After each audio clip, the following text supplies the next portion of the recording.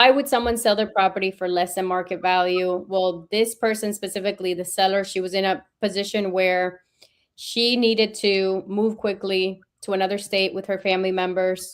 She was older. The property needed a ton of work. She didn't have the money to do it. She had started doing some stuff and then just kind of gave up on the process. And for her, speed was really important. She mentioned many, many times she just wanted to close quickly. She didn't want to list the property. She didn't want to go through that process. Daniel brought us a deal. We were actually heading to New Orleans. I was at the airport with my boyfriend, well, now fiance. I forget that I'm a fiance now. And Daniel did a three-way call with me, with the seller. I walked her through the process. We negotiated. We got the deal locked up at the airport as we were about to leave to go to New Orleans to go check out another property that we were buying. And all of this happened like on the phone, right? We never went and saw the property before we locked it up. Went through my whole process, negotiated. Kevin was coming in to meet with us, and I was like, "I'm sorry, I can't talk to you right now. I'm locking up a deal. It's business time." No, And that's not how it went down. I showed up to the airport. You guys had already checked in. You were waiting at the terminal to get on the plane. We were flying to New Orleans on that deal that we picked up creatively at 0% interest rate to go see it for the first time because we just closed it. As I start to walk up, I'm at least a good 50 yards away from where you and your fiance are sitting, and you're on the phone with your laptop on your lap, super intense. And I already recognize that face. I'm like, all right, she's probably talking to somebody. And then I come in about, don't, don't. And I'm like, all right. I haven't even, I didn't even say a word to you, but that is, we properties got locked up and you just locked the phone without having to go see it. So that was our celebration right there. But go we ahead, may, continue. we may have lost some of that with your internet connection, but to summarize, for those of you that missed it, is I think you walked in. I was negotiating, and I was like, "I'm sorry, I can't talk right now. I got to get this done." So I share this with you guys, not to kind of hype myself up, even though every now and then it's not that bad to hype yourself up. I to share this that on the phone, it was a conversation on the phone. I went through my process. I did everything. It was like a 20-minute phone call, and we got a contract signed on the phone. That's why we love doing these types of deals. We do these deals virtually. We lock them up on the phone. Even though this is a deal that's local, that's in Miramar, our local market, we do everything virtually, and then we have a process after we get the property under contract. We go see it, we take pictures, and I'll tell you guys what that process looks like. So how did we get the deal in the first place? So Daniel actually our joint venture partner has a cold caller that cold calls for him. He was doing circle prospecting because he's a real estate agent, and he was having his team call around the neighborhood to see if anybody wanted to buy or sell. We gave him the strategy like, hey, you need to be doing cash offers. He switched it up, and he started getting these motivated sellers and these leads. So it was from switching up his marketing and just his mindset when it comes to this type of opportunities, because he was a high producing agent, calling expireds, FISBOs, doing the whole thing. And then as soon as he switched, he started getting opportunities. So I want to show you guys the numbers. Let me see. I don't know how big this is going to show, but I'm going to share. You gotta share again. You don't have, whenever you want to not share, just tell me and I'll take it off the screen. Because every time you close it out, it completely takes it out of the studio. Oh, nice. Okay, guys, we're learning tech. We're learning the tech behind this. Okay, let's look at it. So our process as far as how we run numbers on properties, just to Not kind of sharing show our now. process. Let me make it a little bit bigger. So these are right here. These are our direct notes from our team of how we run numbers on property. So, she said she had gotten an offer for 355. She wants 385. So we got it locked up at 380. And this is how we run numbers on properties. We look at what's the lowest closed sale in the neighborhood. We look at second lowest closed sale. We usually, Hold on a second. Hold on a Mhm. second. Because as of right now, I'm just looking at the notes. I don't Yeah. see any of the numbers. Oh, let me switch it up. Let me share this tab instead. There you go. There you You looking go. at it now? Perfect. So I want to show you guys kind of like how we look at things. So for me on the acquisition side as a closer, I want to know the lowest cash sales because that's what I'm going to use to negotiate and anchor the seller's expectation on like what a realistic cash offer is. Kevin runs numbers on our team, or if I'm on the phone and it's a one call close where I got to get it done, I run numbers on the call and I look at cash sales, what the lowest cash sales are, and I look at the highest close sale similar to that property. So we determine what we call our ARV, which is after repair value. After repair value, what the property is worth fixed up. Once we have our after repair value, then we can do numbers based on what the seller told us as far as the property condition. But we make it simple. We don't go in and, do exact estimates because we want to move through efficiency with these deals. So for us, a safe number that we always put in, if it's a property that's around like 1,300, I don't know, up to 1,500 square feet, is 50,000. That's like our average number. Obviously, if the seller is telling us the property's in, horrible disrepair and we got to do the roof, the AC, we're going to increase that. But an easy, safe number that we like to put is like around 50,000. So now that we know what our after repair value, this is our handy dandy calculator. So I know, Kev, some By people. the way, hold on. Actually, when you say it, if you guys want, take a screenshot, the QR code here in the middle. If you guys want access to this calculator for free, if you want access to a free training on how to use all of this and how we lock up deals, in fact, the exact framework on how we negotiated the script on how we locked up this deal and made $35,000 on it without buying it, without our own credit, scan the QR code and you can go ahead and put your name, email, and phone number, and my team will send you all these free training and resources just for supporting our new venture this year on the lives.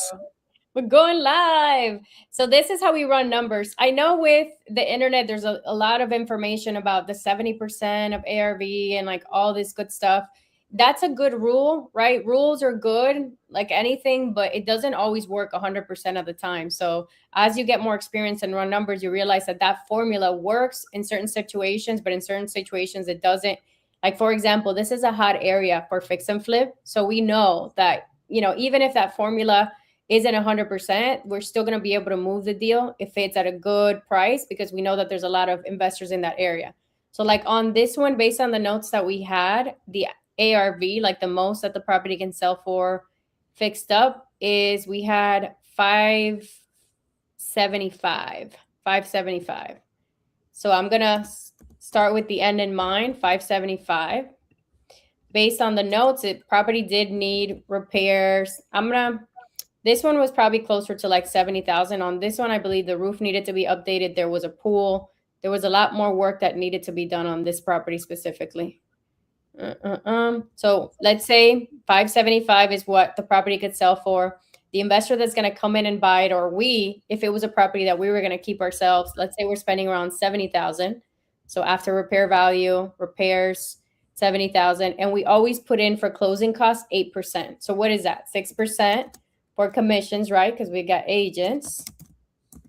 And then we've got closing costs, right? What's closing costs? Like cost for insurance, title costs, all of that. We always and it's closing when you buy the property as an investor, and then closing costs if you sell it, right? If you're fixing and flipping, you're buying it, you got to pay closing costs. Then you turn around once you have it renovated and you sell it, you have closing costs there. So the realtor commissions are on the selling side, right? Once you have it done and you put it out on the market, if you're selling it, a buyer's agent brings you a buyer, you typically offer them a commission, and it depends if you're an agent or not, whether you're going to pay a listing commission as well for the person who's helping you list the property. If you're refinancing it and you're going to keep it, then obviously that's a little bit of a different number. Yeah, thank you for clarifying that, because obviously on the front end, it's a cash deal, it's a direct deal. So we're not paying commissions per se, but we have to think like with the end in mind, right? When we fix up the property, we're going to have to pay commission. So we put that up front as part of our cost because we're going to have to pay it, not now, but sometime down the future.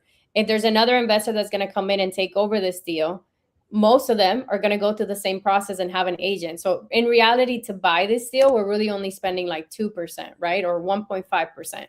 But since we know that there's going to be a resale, someone's going to come in, fix it up and resell it, we almost have to put those costs already up front and account for that.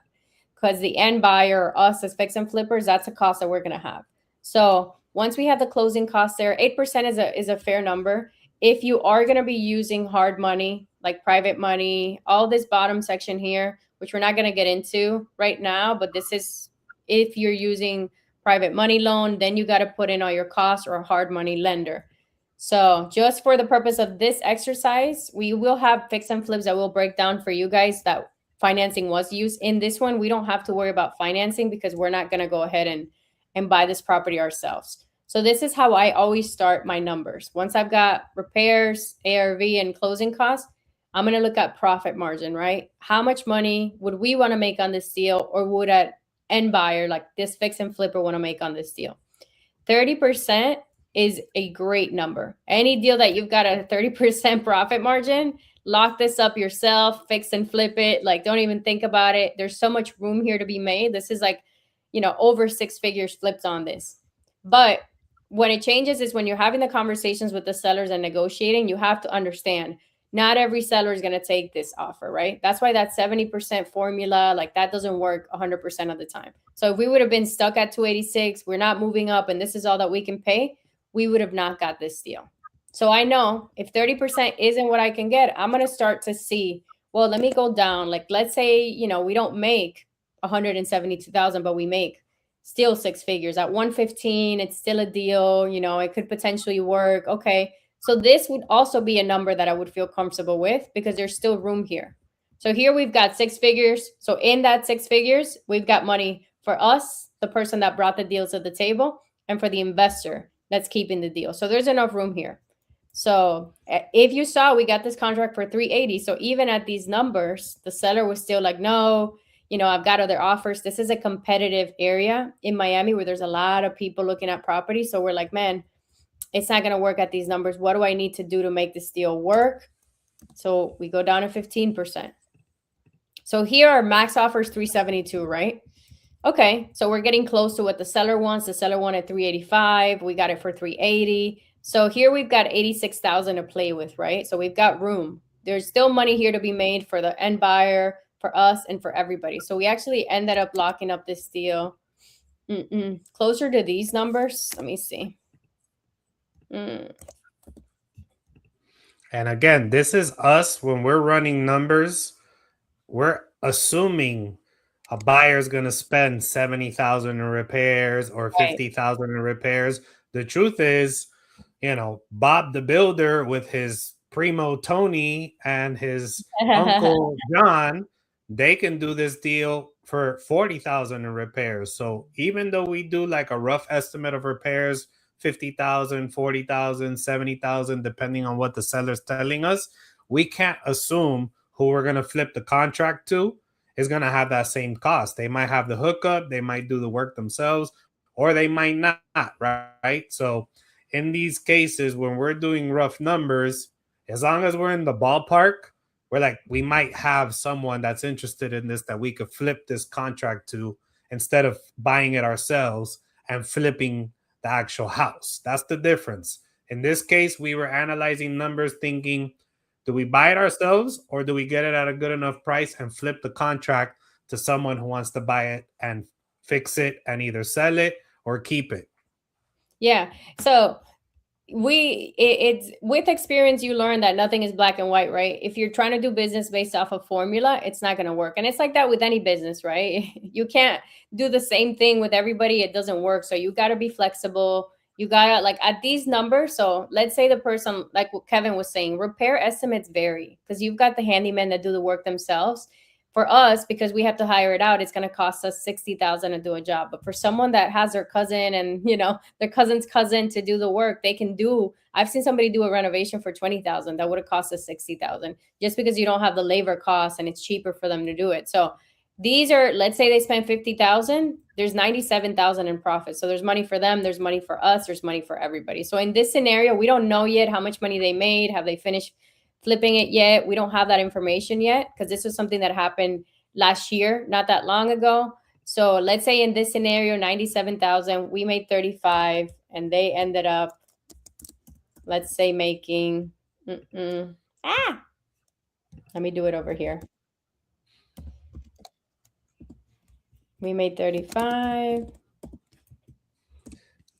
Guys, for those of you on IG, if you're commenting IG, for some reason, those are not showing up. But if you go to our YouTube channels, if you comment on there, the comments will show up. We can answer questions on Facebook. The comments do show up as well on our Facebook pages. On Instagram, for some reason, it's not showing the comments. So if you guys are posting, but this will be recorded and uploaded automatically to our Facebook pages, our Instagrams, and our YouTubes. Yeah. Oh, that stinks. We can't see people on the gram. Sorry guys, we can't see you, but here we are. So yeah, just to give you guys a breakdown of this deal. So let's say this fix and flipper is gonna make 62,000 on this deal. We're making 35. It's a win-win.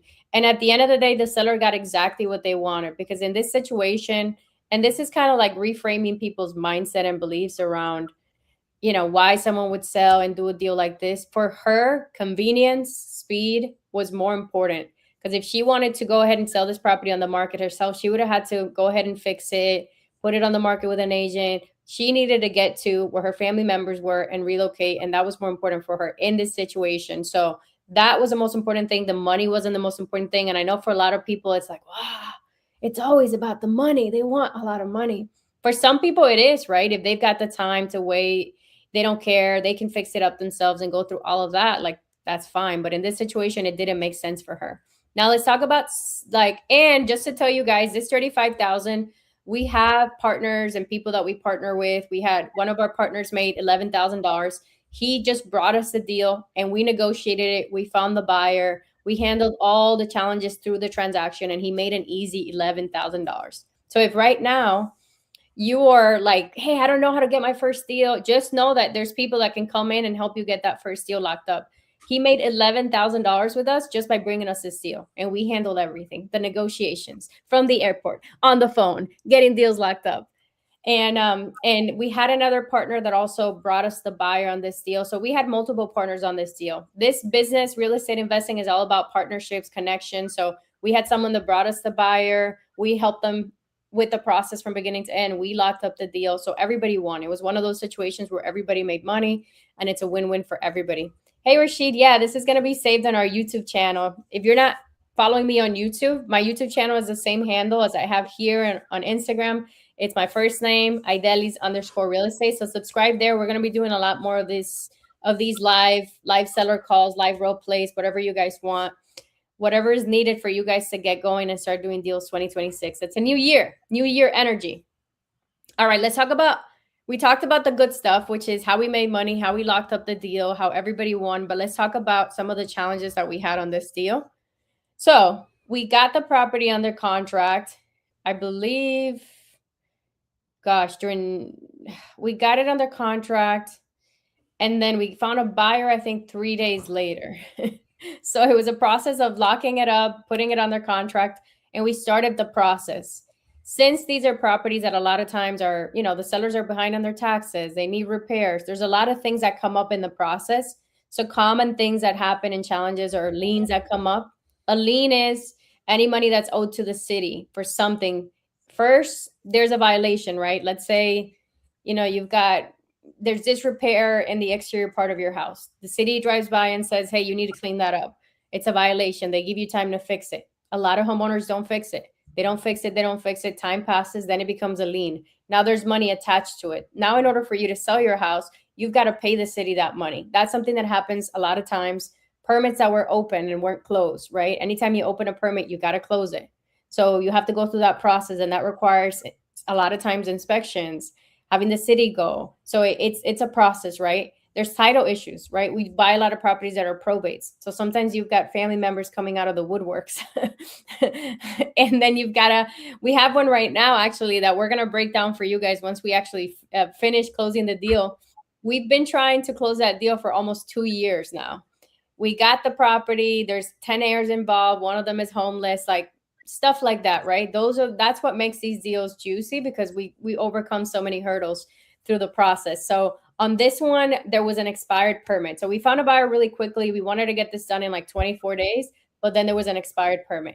So then I think it was for was it like a back? It was the patio enclosure over the pool. Those screen patios that they put over the pool. Oh, yeah, yeah, yeah. Okay, gotcha. I don't even remember, guys. To be honest, like I was like trying to remember this deal to break it down for you guys. But we have a team that handles like the transaction coordination. So they like bring me in the loop when they need me.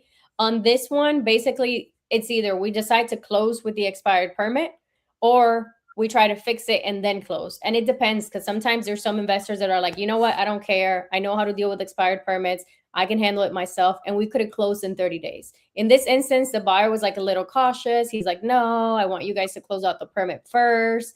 It like depends on the level of experience of the person. I found, I don't know, Kev, if you have the same opinion, but like GCs, for example, like general contractors, they've got the skills to be able to handle like permits, lien violations. Like they'll take anything on. They're like, I got, I'm gonna do it. But when you've got these investors that are like newer, that are starting out, or maybe they got burned in the past and bought a property with an expired permit and then it turned into a whole thing, they're a little bit more hesitant. So the seller went through the process actually of closing out the expired permit. So we had like both options. We either close with it, buyer said no. The other option was to close it, and then we extended the closing. And we ended up having to extend it like an extra 60 days. The seller thankfully was super proactive. She was going to the city. A lot of times you have sellers that aren't, right? We're like, no matter what. So we come in and we call the city and we get everything done. And we've done that a lot of times because like your job is to get the deal to the finish line. So if the seller's not doing what they need to do, you still got to do what you need to do and get it to the finish line. So the seller was super cooperative. We had inspections from the city and then it was eventually closed out. But things like that, even though right now looking back, it seems very like not a big deal, just an expired permit.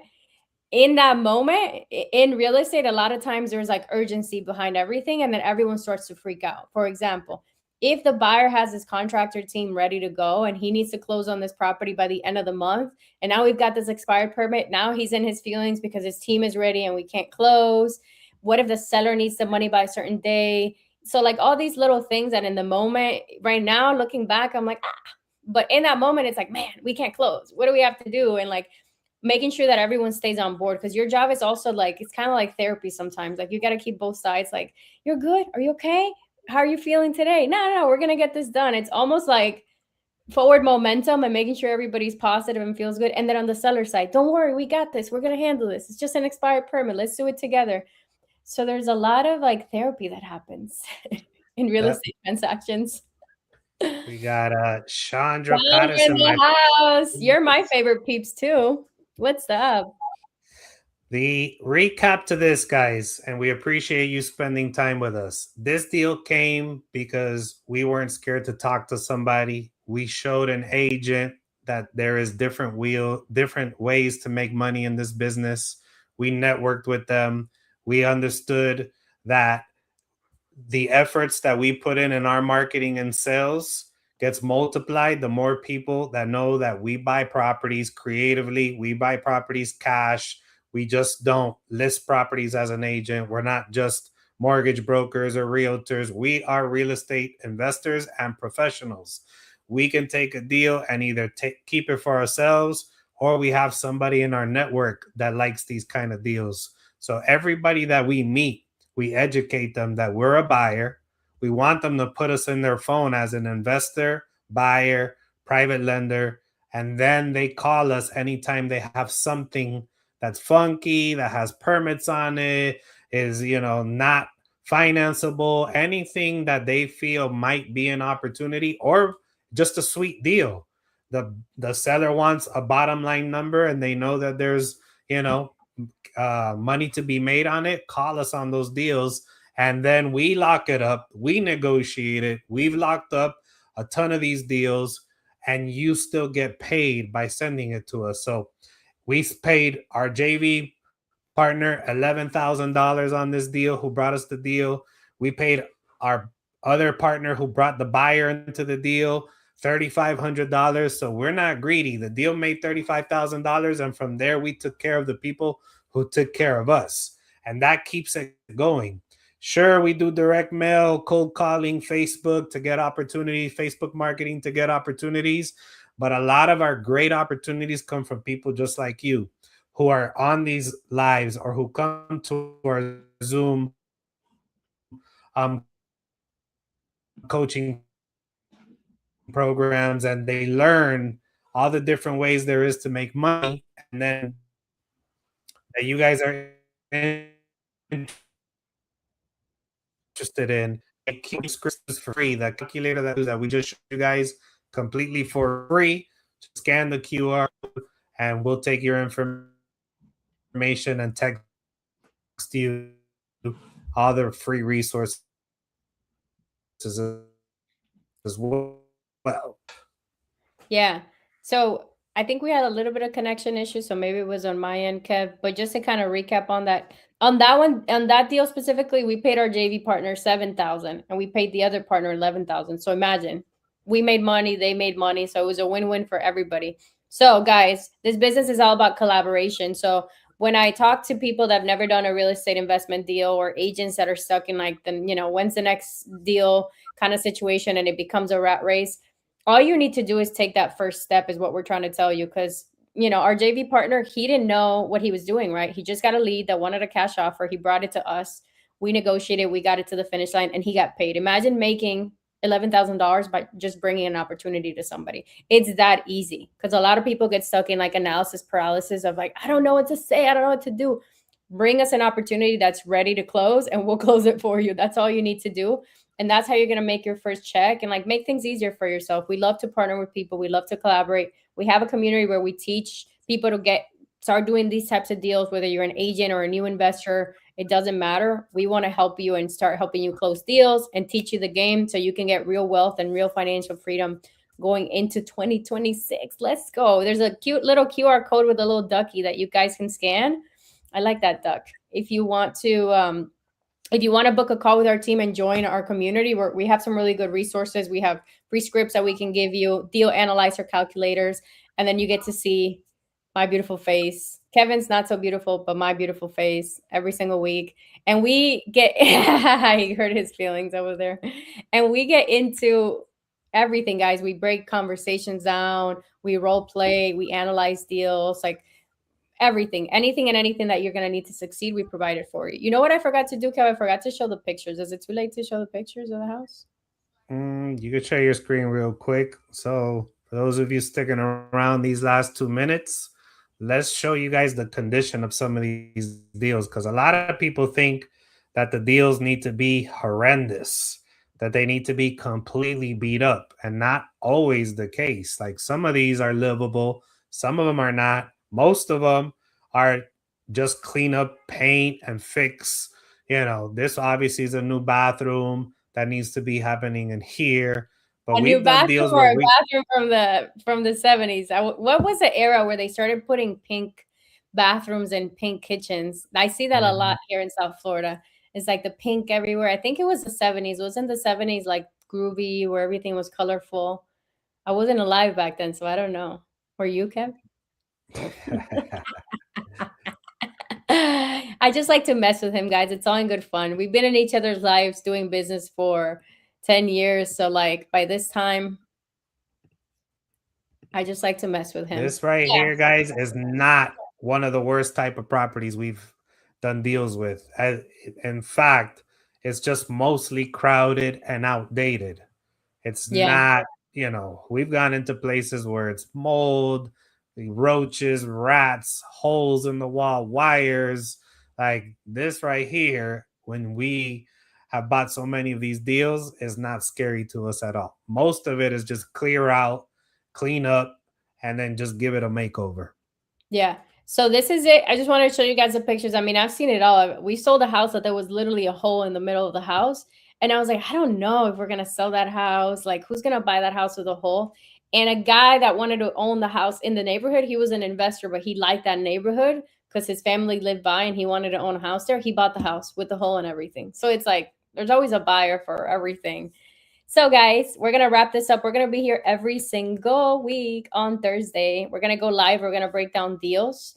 Hopefully, we can answer questions so we can get all the comments and everything set up. YouTube is the best place to jump in and ask questions because YouTube shows us everything. So jump over on YouTube. Subscribe to my channel if you haven't already.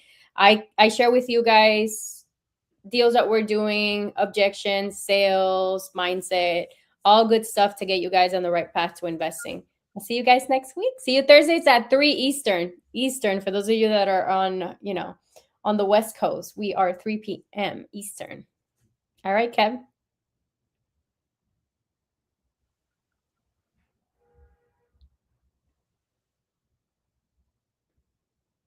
He left. He left me alone in the thing.